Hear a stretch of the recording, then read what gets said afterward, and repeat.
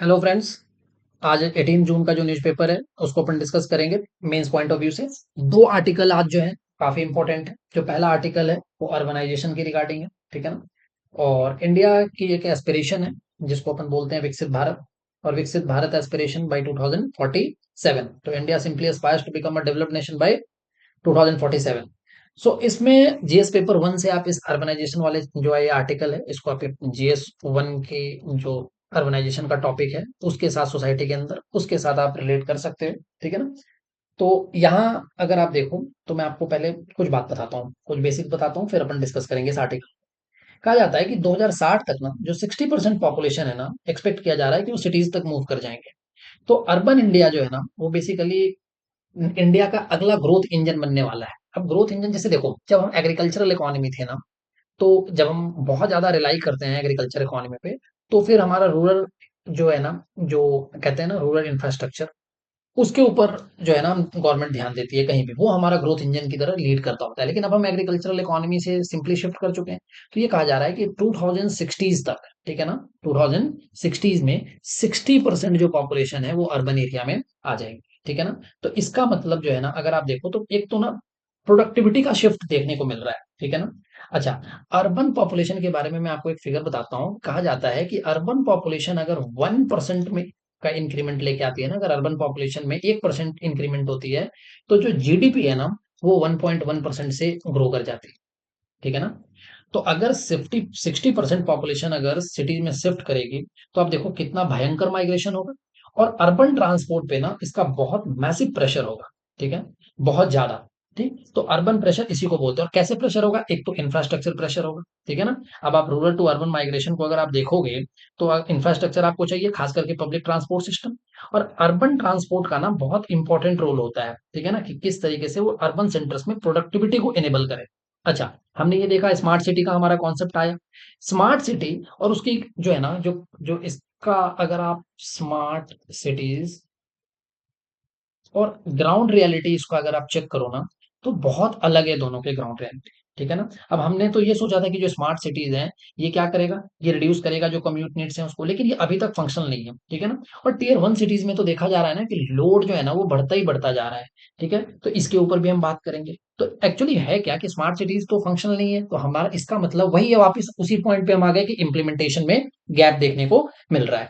दूसरी बात, जो हमारा अर्बन एक्सपेंशन है ना, वो सिंपली क्या है, अनकंट्रोल्ड है। Uncontrolled urban expansion.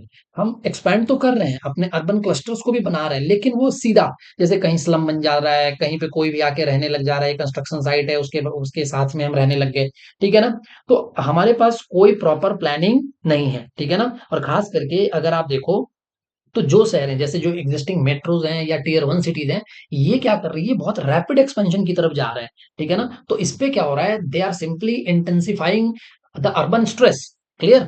सो एक हमें इसका आउटकम भी देखने को मिलता है, वो क्या है कि जो पुअर प्लानिंग का जो कॉन्सिक्वेंस है ना, उसमें आप देखोगे राइजिंग ट्रैफिक कंजेशन जो है वो है, इनएडिक्वेट पब्लिक ट्रांसपोर्ट, ठीक है ना। और पब्लिक ट्रांसपोर्ट की जब हम बात करते हैं ना, तो इसके साथ अपने आप में एक प्रॉब्लम जुड़ी होती है लास्ट माइल कनेक्टिविटी की, ठीक है ना। अब जैसे मैं कहीं जाना चाह रहा हूँ, सपोज ये एक मेरा डेस्टिनेशन है रेलवे स्टेशन, ठीक है ना। अब रेलवे स्टेशन जाना है मेरे को, या रेलवे स्टेशन से मैं अपने घर आना चाहता हूँ, चलो इस केस को ना वाइसा वर्सा करते हैं, ठीक है ना। तो अगर अपन वाइसा वर्सा कर रहे हैं, तो मैं रेलवे स्टेशन पे कहीं से आया और रेलवे स्टेशन से मैं घर आना चाह रहा हूँ, पर यहाँ से जो मेट्रो है वो मेरे घर तक तो आएगी नहीं, फिर यहाँ रहेगी। अब यहाँ के बाद फिर मेरे को यहाँ आना है, या मैं अपने ऑफिस से आ रहा हूँ, तो घर तक आने के लिए यहाँ मेरे को टैक्सी को या फिर ऑटो को, किसी टू व्हीलर थ्री व्हीलर किसी को तो कुछ ना कुछ मेरे को खर्चा करना पड़ेगा, वो एक्सपेंडिचर है मेरा, ठीक है ना।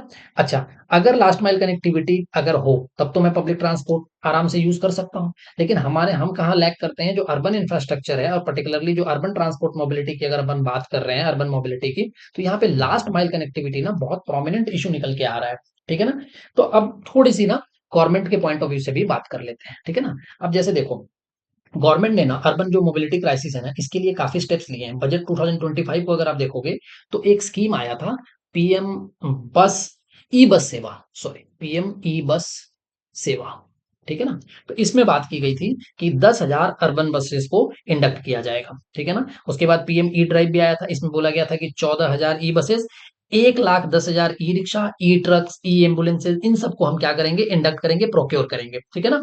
मेट्रो के इन्वेस्टमेंट्स को जो है उसको हम बढ़ाएंगे, ठीक है ना। मेट्रो रेल डेवलपमेंट के लिए बजट को इंक्रीज किया गया, एलोकेट किया गया ज्यादा से ज्यादा, ठीक है ना, ताकि कंजेशन जो है वो कम से कम हो, और अर्बन डेंसिटी को जो है ना, जो उसकी नीड्स है ना, उसको कैटर किया जा सके, ठीक है। पर अगर आप देखो तो एक्चुअली इंडिया को ना 2 लाख बसें चाहिए। हम बात कितने की कर रहे हैं, हम 10,000 बसेस पीएम ई बस सेवा में और 14,000 electric bus PM E drive scheme की बात कर रहे हैं। अभी इंडिया में जो फंक्शनल बसेज है ना, आप जान के हैरान हो जाओगे कि ओनली 35,000 बसेज आर ऑपरेशनल, और हमारी रिक्वायरमेंट कितनी बसेस की है, 2 लाख, ठीक है ना, ज्यादा, 2 लाख से भी ज्यादा अर्बन बसेज हमें चाहिए। हम अर्बन बसेज की बात कर रहे हैं, तो ये सिंपल जो क्या है, सप्लाई डिमांड गैप आपको दिख रहा है। तो अर्बन बस डिफिसिट है, हमारे रिसोर्सेज लिमिटेड है, ठीक है ना। स्केलिंग करना और सस्टेनेबिलिटी दोनों को ना, एक्चुअली फंडिंग जो है ना, वही नहीं है हमारे पास। तो इसके कारण अगर हमारे पास फंडिंग नहीं है, तो और हम दूसरा ग्रीन मोबिलिटी की तरफ जो है ना अपने आप को डाइवर्ट करें, क्योंकि हमारे नेट जीरो का भी है कि हम कार्बन एमिशन कम करें, नेट जीरो का भी गोल है। तो हम ग्रीन मोबिलिटी की तरफ जो स्ट्रांग पुश है ना, उसके कारण हमने क्या किया, अपने फिनेंशियल जो हम एक्शन ले सकते थे, जितना हम जो एक तरीके से जिसको फिनेंशियल जो फंडिंग कंस्ट्रेंट है ना, उसको हमने इंक्रीज कर लिया। अब हमारे ऊपर थोड़ा सा ना, अब हमारे पास इतनी फंडिंग तो नहीं है, तो हम स्केल नहीं कर पा रहे हैं, ठीक है ना। अच्छा, एक्सेस गैप भी है। 37% ही अर्बन इंडियन है जिनके पास मास ट्रांजिट का एक्सेस है, इजी एक्सेस। ब्राजील के अंदर आप जाओ तो 50% है, चाइना में भी 50% है, और कुछ कंट्री तो ऐसे है ना, जहां पे अगर आप देखो तो बेसिकली वहां पे तो 75-80% तक का भी ना जो मास ट्रांजेक्शन है, खास करके साउथ कोरिया में, तो वहां पे मास ट्रांजिट में 80% लोग जो हैं उसको यूज करते हैं। अब अपने दिक्कत क्या है, जैसे मैंने मेट्रो रेल की बात की, तो यहाँ पे ना सबसे बड़ी जो दिक्कत आ रही है ना, वो फंडिंग की आ रही है। जैसे रेवेन्यू की रिकवरी नहीं हो रही है मेट्रो प्रोजेक्ट्स में, ये सबसे बड़ा चैलेंज है। हम सोच तो लेते हैं, पर हम हमारे पास, मैंने बोला, फाइनेंशियल कंस्ट्रेंट है, तो हम इतनी ज्यादा कोई सब्सिडी भी नहीं दे सकते जैसे वेस्टर्न कंट्री देते हैं, तो हम सब्सिडी को भी कंस्ट्रेंट करके ही चल सकते हैं। डन।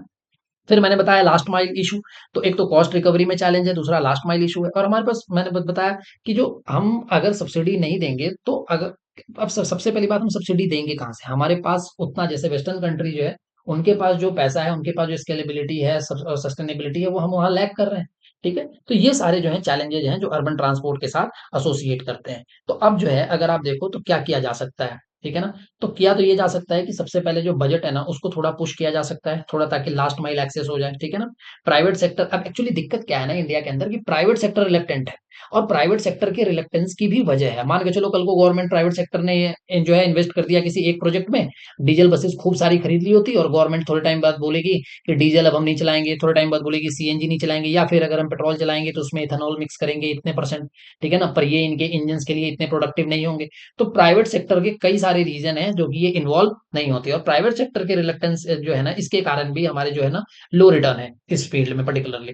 दूसरा हमने क्या किया, हम शिफ्ट कर गए एक्सपेंसिव ई बसेस पे, ठीक है ना। ई बसेस अपने आप में काफी एक्सपेंसिव होती है, पर हम ग्रीन कार्बन जो सीएनजी बसेस पे इम्फेसिस था, अब वो सीएनजी से हमने उठा के सीधा सीधा जो है इलेक्ट्रिक बसेस पे रख दिया। इलेक्ट्रिक बसेस के साथ दिक्कत ये है कि एक तो हायर जो है ना, अपफ्रंट कॉस्ट तो उसका कुछ ज्यादा ही है, पहले ही आपको पैसे ज्यादा देने पड़ते हैं, प्लस मेंटेनेंस कॉस्ट भी इसका हाई है, तो फिनेंशियल जो बर्डन है पब्लिक एजेंसी पे वो बढ़ जा रहा है, ठीक है ना। अच्छा, उसके अलावा अगर आप देखो तो हमने क्या किया, जो ऑल्टरनेटिव्स है ना, जैसे ट्राम्स हो गए, ट्रॉली बसेज हो गए, उसको हमने क्या किया, ओवरलुक कर दिया, कि हमने उधर दिमाग ही नहीं लगाना, ठीक है ना। तो जहां पे हमारा, इसको कहते हैं पॉलिसी ब्लाइंड स्पॉट, हमने ढूंढ लिया है, ठीक है ना, उसकी तरफ हम दिमाग नहीं लगा रहे हैं। ई बसेज एक्सपेंसिव है, हमें पता है, सस्टेनेबल नहीं है, स्केलेबिलिटी का हमें पता नहीं, क्योंकि हम सब्सिडी नहीं दे सकते इतनी ज्यादा। पर जो ऑप्शंस हमारे पास हैं ट्राम्स की, ट्रॉली बसेस की, ट्राम जो है ना वो दुनिया के कई जगह पे चलते हैं। उनका सबसे अच्छा काम ये, सबसे अच्छी बात उनकी है कि तो मेंटेनेंस लो है, एमिशन लो है, स्केलेबल है, ड्यूरेबल है, एनवायरमेंट फ्रेंडली है, और आज तक 70 सालों में जितना एक पैसा जो प्रॉफिटेबिलिटी ट्राम्स की है ना, वो 45% प्रॉफिटेबल है ट्राम्स, ठीक है ना। अगर उनकी अगर साइकिल प्रॉफिटेबिलिटी, जो लाइफ साइकिल प्रॉफिटेबिलिटी देखो, so tram simply offer 45% profitability over 70 year life cycle, ठीक है ना, that too with climate alignment and scalability. अब ई बसेज हैं वो 82% नेट लॉसेस के साथ चल रही हैं, सेम उसमें मैंने आपको बताया रिप्लेसमेंट कॉस्ट भी हाई है, ऑपरेशनल कॉस्ट भी हाई है, ठीक है ना। ट्रॉली बसेस भी अच्छे ऑप्शंस में आते हैं। तो अभी रिसेंटली कोची ने ट्राम जो है पायलट प्रोजेक्ट की तरह चलाया है, कोलकाता के ट्राम की लेगेसी है, वो स्मार्ट अर्बन स्ट्रेटेजी हो सकती है अगर हम उसको एक्सप्लोर करें तो। और दुनिया के अंदर ग्लोबल एग्जांपल भी हमें देखने को मिलता है, जैसे ज्यूरिक हो गया, ज्यूरिक के अलावा आपके पास एम्स्टर्डम जाओ तो उन्होंने अपने ट्राम को है रिवाइव किया है, और वो बहुत रेलिवेंट है मॉडर्न डे में। तो अगर आप इस पूरे सिनारियो को देखो ना, तो हम क्या चाहते हैं, हम ये चाह रहे हैं कि बेसिकली अर्बनाइजेशन जो है ना, वो ये सिंपल उसकी एक डिमांड है कि जो भी मोबिलिटी सॉल्यूशन हो ना, वो दो पैरामीटर पे खड़े उतरे। एक तो वो इंक्लूसिव हो, ठीक है ना, इंक्लूसिव का मतलब अफोर्डेबल भी हम कर सके, सब लोग उसको एक्सेस कर सकें। और दूसरी बात, जो सोल्यूशन है ना, वो सस्टेनेबल हो, तो इंक्लूसिबिलिटी भी हो और सस्टेनेबिलिटी भी हो, ठीक है ना, सस्टेनेबिलिटी भी हो, सस्टेनेबल हो और इंक्लूसिव भी हो, ठीक है ना। तो जहां ट्राम्स और दूसरे जो रोड वेज पब्लिक ट्रांसपोर्ट है ना, उनको पूरी दुनिया जो है ना आज के टाइम पे अच्छे से जो है ना पॉलिसी अटेंशन दे रही है। हमने क्या किया है, हमने जो है ना ओवरलैंड जो है ना कॉस्टली ई बसेस से और मेट्रो सिस्टम से हमें हटाना पड़ेगा, और अपने आप को जो कॉस्ट एनालिसिस करके, जो एक्चुअली अर्बनाइजेशन के लोड को कम करके और लास्ट माइल कनेक्टिविटी को जो चीजें इंश्योर करती है, उसकी तरफ थोड़ा हमें अपनी पॉलिसी को शिफ्ट करना होगा। तो ये हमारा पहला आर्टिकल था जो कि जीएस पेपर 1 से एसोसिएट होता है। दूसरा आर्टिकल जो है ना, वो हमारा ईवी पॉलिसी से, जो इंडिया की ईवी पॉलिसी है उसके रिगार्डिंग है। अभी मिनिस्ट्री ऑफ जो हैवी इंडस्ट्री है ना, उसका एक नोटिफिकेशन आया है, उसने एक सर्कुलर इशू किया था। तो उसने क्या किया है, मिनिस्ट्री ऑफ हैवी इंडस्ट्री ने एक स्कीम जो है नोटिफाई किया है कि किस तरीके से इंडिया के अंदर मैन्युफैक्चरिंग को प्रमोट किया जाए, ठीक है ना, किसके, मिनिस्ट्री ऑफ हैवी इंडस्ट्रीज, ठीक है ना। तो जो एमएचआई को बोलते हैं बेसिकली, तो इसने क्या किया, एक स्कीम जो है, ठीक है ना, उसके लिए एक स्कीम को नोटिफाई किया है कि क्या, to promote manufacturing of electric passengers cars, ठीक है ना, किसके लिए, इलेक्ट्रिक पैसेंजर्स कार्स, मतलब जो हम कार्स हैं, ई कार्स जो हो गए ना, ठीक है ना, इलेक्ट्रिक कार्स, ठीक है ना, इलेक्ट्रिक पैसेंजर कार्स। इसके लिए मिनिस्ट्री ऑफ जो हैवी इंडस्ट्री है उसने एक स्कीम नोटिफाई किया। अगर आप देखो तो क्या है इस स्कीम में, इसके फीचर्स क्या हैं, तो सबसे पहले इन्होंने क्या किया है, जो कस्टम ड्यूटी है ना, उसको रिड्यूस किया है, रिड्यूस्ड कस्टम्स। देखो पहले क्या था, जो कस्टम ड्यूटी है ना, वो सीधा 70 से 100% था। इन्होंने इंपोर्ट ड्यूटी को स्लैश किया है 70 टू 100%, जो पहले था, इसको सीधा यहां से उठा के लेके गए ये 15% पे, ठीक है ना, कितने पे, जो कस्टम ड्यूटी है अब इंपोर्टेड ईवीज पे कितनी लगेंगी, 15%। तो ड्यूटी को सिंपली स्लैश किया गया है 15% पे, ठीक है ना। कंप्लीटली बिल्ट इलेक्ट्रिक कार्स की बात मैं कर रहा हूं, पर इसमें कंडीशंस है कुछ। क्या, जो व्हीकल की वैल्यू है ना, व्हीकल की वैल्यू ईवी कार्स की, वो 35,000, ये $35,000 से ज्यादा होनी चाहिए, ठीक है ना। वो जो इसकी वैल्यू है वो मोर देन, मतलब 35,000 होना चाहिए, ठीक है ना, जिसमें कॉस्ट भी होगा, इंश्योरेंस भी होगा, फ्रेट भी होगा, ठीक है ना। और ये कितने साल के लिए वैलिड है, ये 5 साल के लिए वैलिड है ये, ठीक है ना, 5 years, ठीक। तो इसमें कॉस्ट, इंश्योरेंस, फ्रेट, ये सारा कुछ आ गया। अब देखो, पर इसके लिए कुछ कंडीशंस भी रखी गई है। तो इसके लिए कंडीशंस क्या है, कंडीशंस है, अगली कंडीशन एक तो इसी में बोला गया है, इस नोटिफिकेशन में जो स्कीम है, कि लोकलाइजेशन रिक्वायरमेंट्स, ठीक है ना, लोकलाइजेशन रिक्वायरमेंट्स। अब लोकलाइजेशन रिक्वायरमेंट्स का क्या मतलब है यहाँ पे, कि कंपनी को ये बोला गया है कि आप क्या करोगे, आपको अगर आपको ड्यूटी रिड्यूस करानी है, तो आपको मिनिमम 4,150 करोड़ का इन्वेस्टमेंट करना पड़ेगा। कितना, company must invest 4,150 crore, that too within 3 years, 3 साल के अंदर आपको कितना करना पड़ेगा, 4,150 करोड़, ठीक है ना। दूसरी बात, इसी के अंदर दूसरा जो लोकलाइजेशन रिक्वायरमेंट है, उसमें और दूसरा पॉइंट क्या है, कि 25% डीवीए को अचीव करना है, डीवीए 3 3 साल में। ये डीवीए क्या होता है, डोमेस्टिक वैल्यू एडिशन, ठीक है ना, डोमेस्टिक वैल्यू एडिशन, मतलब 25% जो सामान है, पूरी गाड़ी का जो प्रोडक्ट, जो गुड्स है, जो उसके अंदर पार्ट्स लगते हैं, वो इंडिया में मैन्युफैक्चर होंगे, ठीक है ना।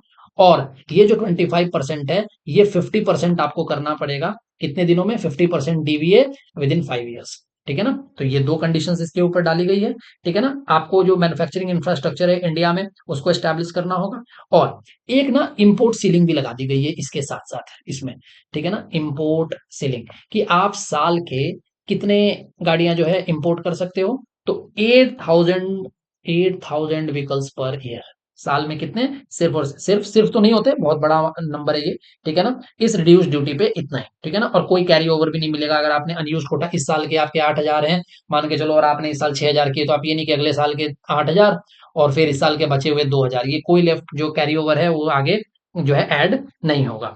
क्लियर। अब जैसे ऐसे इसको समझो, तो इसमें कुछ ना हमारे पास इशू है, कंसर्न है इसमें। अगर अभी भी अगर आप देखो इसको, तो हमने पूरा स्कीम समझा क्या था, पर स्कीम के साथ साथ अब आपको कंसर्न्स इसमें क्या क्या जो इश्यूज आ रहे हैं वो हो सकते हैं, वो देखो।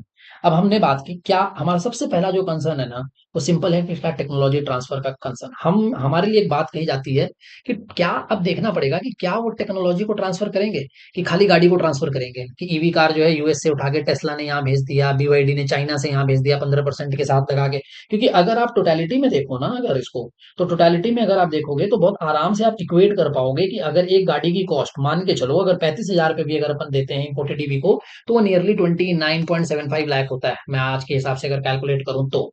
ठीक है ना। और आपने 15% इस पे ड्यूटी लगा दिया, तो 30 का 15 के अराउंड हो गया ये चार, मतलब 4 साढ़े 4 लाख, 4.6 लाख। ठीक है ना, 15% ड्यूटी पे।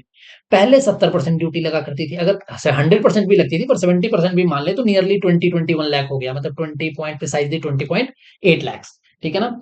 और तो अगर आप देखो यहाँ पे तो एक तरीके से सेविंग हो गई सीधा सीधा 16।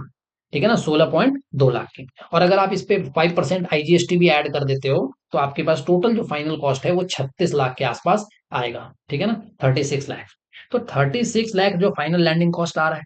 पर दिक्कत ये है कि क्या टेक्नोलॉजी जो ट्रांसफर है वो हो रहा है कि नहीं हो रहा है। ठीक है ना, क्योंकि डोमेस्टिक इंडस्ट्रियल पॉलिसी तो ठीक है, पर उसकी सक्सेस इस पे डिपेंड करती है कि जो डोमेस्टिक और जो ऑटो मेकर्स हैं उनके पास सही टेक्नोलॉजी आ रही है कि नहीं आ रही है। तो हम मैन्युफैक्चर क्या करेंगे, हम किस तरीके से compete कर पाएंगे बिना टेक्नोलॉजी के। ठीक है ना। तो आउटकम के लिए हमें जो है ना, थोड़ा सा अपने जो कॉम्पिटेटिव एडवांटेज को अगर मेंटेन रखना है तो हमें टेक्नोलॉजी चाहिए, टेक्नोलॉजी ट्रांसफर का कॉन्सेप्ट। ठीक है ना, क्योंकि हमें एक डोमेस्टिक इकोसिस्टम बनाना है। ठीक है ना। तो हम किस तरीके से डोमेस्टिक इकोसिस्टम हम कैसे बनाएंगे, डोमेस्टिक इकोसिस्टम का मतलब हो गया कि क्या हम आर एंड डी किस तरीके से करेंगे, हमारे जो स्टाफ है उनकी स्किलिंग कैसे करेंगे, क्या वो हमारे पास कितने स्किल्ड लेबर हैं, और हमारे सबसे बड़ी बात इनोवेशंस का क्या होगा। ठीक है ना, हम इन चीजों पे भी हमें सोचने की जरूरत है। तो हमारा डोमेस्टिक इन्वेस्ट जो इकोसिस्टम है बिना इन तीनों पिलर के तैयार ही नहीं हो सकता। ठीक है, क्लियर। अच्छा, चाइना अभी जो है ना, देखो देखा जाए तो 70% ग्लोबल जो ईवी मैन्युफैक्चरिंग है उसको लीड कर रहा है। ठीक है ना। तो उसको भी अगर अगर अपन चाइना को देखें, अगर वो कंट्रोल कर रहा है ग्लोबल ईवी मार्केट के, तो क्यों कर रहा है, क्योंकि उसके पास आर एंड डी का इंफ्रास्ट्रक्चर है, उसके पास स्किल्ड वर्कफोर्स है। तो क्या हम इन चीजों को, अपनी चीजों को इंश्योर करके अपना डोमेस्टिक इकोसिस्टम चाइना के पैरेलल या चाइना को के कॉरस्पॉन्डिंग कॉम्पिटेटिव एनवायरमेंट भी एटलीस्ट जो है सामने उसके पैरेलल एक ड्रॉ कर सकते हैं क्या। तो दूसरी बात ये है। पर सबसे बड़ी बात जो है ना, यहाँ पे जो कंसर्न है ना, वो एक है डिसप्रपोर्शनेट इम्फेसिस का। अब बोलोगे ये डिसप्रोपोर्शनेट क्या कर रहे हैं, क्या इसमें ऊपर नीचे है, तो वो सिंपल सी बात है कि हमारा पूरा फोकस जो है ना, वो पोटेंशियल जो फोकस है ना, वो ओवर फोकस है फोर व्हीलर ईवी पे। और ठीक है ना, और हमें लगता है कि फोर व्हीलर ईवी आ जाएगा तो 2070 का जो हमारा नेट जीरो का टारगेट है कि हम जितना कार्बन का एमिशन करेंगे उतना ही कार्बन का हम एब्जॉर्प्शन भी करेंगे। क्योंकि हम कार्बन वाली गाड़ियां चलेंगी नहीं, पेट्रोल डीजल चलेगी नहीं, ज्यादा से ज्यादा ईवी गाड़ियां चलेगी तो कार्बन एमिशन कम होगा। तो हम 2070 तक जो हमारा नेट जीरो का टारगेट है उसको हम अचीव कर लेंगे। पर अब आप ध्यान से इसमें समझो, तो इंडिया के अंदर जो कार्स है ना, जो डेटा कहता है कि जो ईवी जो है ना, वो सारी व्हीकल जो इंडिया में बिक रही है ना अभी एट प्रेजेंट, उसका 7.8% ही 2025 में इलेक्ट्रिक गाड़ियां बिक रही है। ठीक है ना, जिसमें भी इलेक्ट्रिक जो थ्री व्हीलर्स है ना, वो सबसे ज्यादा बिक रहे हैं 57%, और टू व्हीलर्स हैं 6.1%। तो आप बोलोगे तो कार कितने परसेंट है, तो इलेक्ट्रिक कार्स का तो और भी बुरा हाल है, वो तो मात्र 2.6% है। 2.6%, और ये सारा स्कीम जो हम डिस्कस कर रहे हैं ये इलेक्ट्रिक कार्स के कोरस्पॉन्डिंग कर रहे हैं 2.6%। अब देखो, एक ऑर्गेनाइजेशन है आईईए, इंटरनेशनल एनर्जी एसोसिएशन। ठीक है ना, तो इसने बताया इंडिया को कि ये इंडिया जो है ना, it is world's largest market for electric three wheelers 2024 में, और हमारा सेल जो है ना 20% जो है उससे ग्रो कर रहा है। तो हमारी डोमेस्टिक इंडस्ट्री को एक्चुअली टाइम चाहिए। ठीक है ना। अब देखो, अगर आप ईवी की बात करते हो ना, मैं आपको एक बहुत बड़ा कंसर्न बताता हूँ इसके अंदर, एक लास्ट कंसर्न जिसको बोलते हैं जॉब लॉस का कंसर्न। अब आप बोलोगे कि जॉब लॉस कैसे होगा। इलेक्ट्रिक गाड़ियों के अंदर ना टोटल जो मूविंग पार्ट्स होते हैं ना, नियरली 20 मूविंग पार्ट्स होते हैं। ठीक है ना, 20 कितने, और हमारी जो आइस टेक्नोलॉजी जो होती है बेसिकली, ठीक है ना, आईसी व्हीकल्स जो हैं जो हम यूज करते हैं अपने ट्रेडिशनल, इसमें 2000 से ज्यादा मूविंग पार्ट्स होते हैं। तो जाहिर सी बात है जॉब लॉसेस के पूरे चांसेस हो गए यहाँ पे। तो हमें क्या करना है, हमें इस चीज को भी इंश्योर करना है, डोमेस्टिक इंडस्ट्री के कंसर्न को भी देखना है। ठीक है ना। तो अगर आप देखो तो इसमें हमारा रास्ता क्या है, तो हमें एक लोकल इकोसिस्टम बनाना है, लेकिन बिना वो इनोवेशन के और आर एंड डी को इंश्योर किए नहीं होगा। तो हमारी सबसे पहली फोकस होनी चाहिए इनोवेशन को इंश्योर करने की। दूसरी, ज्यादातर इंडिया है ना, वो रिलाई जो है ना हमारा ये होना चाहिए। वैसे भी मास ट्रांसपोर्ट पे इंडियन रिलाई करते हैं, पर अगर हम लास्ट माइल कनेक्टिविटी अगर हम इंश्योर कर देंगे तो ये चीजें और आसान हमारे लिए हो जाएगी, ठीक है ना। इलेक्ट्रिक बाइक से जो है वहां अगर हम देखें तो किस तरीके से इलेक्ट्रिक बाइक और शटल्स को हम यूज कर सकते हैं क्लाइमेट चेंज को यूज करने के लिए और लास्ट माइल कनेक्टिविटी के लिए भी, ठीक है ना। और तीसरा जो एस्पेक्ट है कि जॉब क्रिएशन और डिस्प्लेसमेंट, इन दोनों के बीच का भी कि क्या ये चीजें जॉब क्रिएट कर रही है कि डिस्प्लेस कर रही है, ये भी मैंने रिसेंट एग्जांपल दिया, इसके साथ आप एसोसिएट कर सकते हो। तो अगर आप कंक्लूजन इसका देखो तो सिंपल सी बात है कि जो इंडिया की ईवी जो इम्पोर्ट पॉलिसी है ना, ये ग्रोथ पोटेंशियल तो ऑफर करती है लेकिन रिस्क भी है इसके साथ। वो डोमेस्टिक मैन्युफैक्चर को अंडरमाइन करती है। और जॉब जो है ना, क्योंकि इसमें बहुत कम कंपोनेंट होते हैं इलेक्ट्रिक गाड़ियों में, तो डिस्प्लेस जो जॉब है ना उसको भी डिस्प्लेस करने की कैपेबिलिटी है इसके पास, उस वो भी रिस्क फैक्टर है अपने पास। और सबसे बड़ी बात, हमारा लोकल R&D वीक है, स्किल डेवलपमेंट नहीं है, टेक्नोलॉजी शेयरिंग नहीं है। तो ज्यादातर ये जो पॉलिसी है ना, ये डिस्प्रोपोर्शनलिटी जो है, अगर आप देखो तो ये जो है ये किसको फेवर करेगा, फॉरेन फर्म्स को, ठीक है ना। इट सिंपली बेनिफिट्स डिस्प्रोपोर्शनैलिटी, ठीक है ना, फेवर्स फॉरेन फर्म्स, क्लियर। तो एक तरीके से एक सही प्रोपोर्शन में ना, अगर सबको बेनिफिट, सबके लिए बेनिफिशियल होना, डोमेस्टिक के लिए भी फॉरेन फर्म्स के लिए भी, तो वो पॉलिसी अच्छी मानी जाती है। वो प्रोपोर्शनेट बोलते हैं अपन उसको, ठीक है ना, कि एक सही प्रोपोर्शन के अंदर जो है दोनों को एडवांटेज मिल रहा है। लेकिन कई बार ऐसा होता है कि एक, अब यहाँ पे इसमें क्लियर दिख रहा है कि फॉरेन जो मैन्युफैक्चरर्स है ना, कार मैन्युफैक्चरर्स, उनको एडवांटेज की पोजीशन में और हम जो है डिसएडवांटेजेस पोजीशन में है। तो ये पूरा आर्टिकल था, ये हमने डिस्कस किया। अब जो नेक्स्ट, जो कल आज 19 जून का हम आर्टिकल डिस्कस करेंगे, उसमें ईरान इसराइल ये जो भी करंट चल रहे हैं उसके ऊपर थोड़ा सा डिटेल में अपन बात करेंगे। तो थैंक यू वेरी मच। आप एक बार जो नोट्स हैं आप इसको बनाएं अपने खुद के। अभी देखो जैसे जो भी आर्टिकल्स हम डिस्कस कर रहे हैं ना, तो मैं चाहूँ तो यहाँ पे स्लाइड भी लगा सकता हूँ, लेकिन मैं चाहता हूँ कि आप डिस्कशन को सुनो और नोट्स आप अपने अपने वर्ड में बनाओ, डेटा फ्लो डायग्राम के फॉर्म में बनाओ, ठीक है ना। पॉइंट्स इस पे, अब बहुत बड़ा आप नोट्स नहीं लिख सकते, आप इतने ज्यादा नोट्स इकट्ठा नहीं कर सकते क्योंकि लास्ट टाइम पे आपको ये सारे मेंस स्पेसिफिक हैं। तो मेंस के जो जो अगर आप देखो तो स्टैटिक पोर्शन भी बहुत है और करंट के साथ आपको कोरिलेट करना है। तो हर टॉपिक में आपके थोड़े थोड़े लिमिटेड जो है ना, एक डेटा फ्लो डायग्राम आपका बना हुआ होना चाहिए, जिससे क्या होगा, वो एडवांटेजियस पोजीशन में आप रहोगे, ठीक है ना। ताकि आपके नोट्स आपके अपने वर्ड में है तो सिर्फ आप उसको क्रैक कर सकते हो, आराम से आप समझ सकते हो, ठीक है। So thank you very much.